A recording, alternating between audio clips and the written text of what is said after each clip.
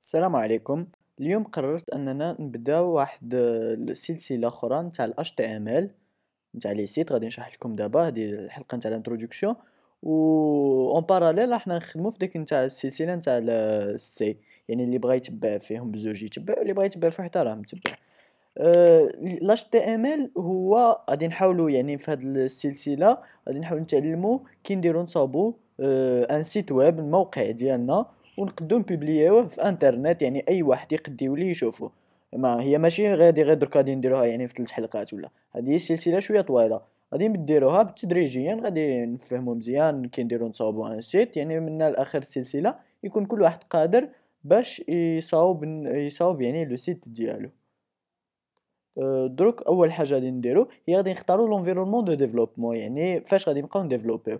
بالنسبة اللي عندهم Windows، أنا اختاريت لهم هذا Notepad، يعني هذا مزيان وسهل الخدمة.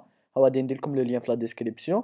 وبالنسبة اللي عنده ماك بحال أنا، غادي نخدم أنا بهذا Text Wrangler، حتى هو يعني نفس الشيء، ما كاين حتى فرق. وش هو ال HTML؟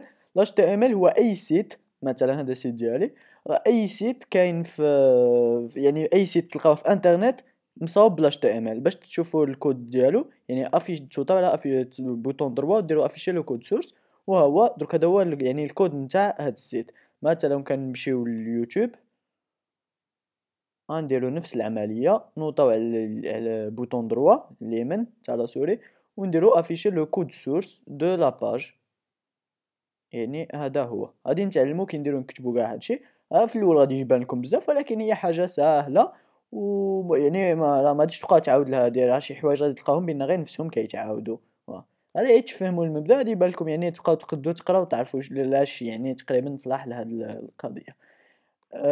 هذه هي الحلقة نتاع الانترودكسيون.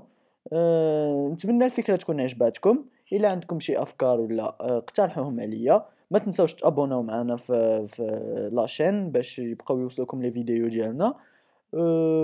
وايميو لي فيديو وبارطاجيوهم، وشكرا. نتلاقاو في الحلقة أول حلقة يعني نتاع السلسلة.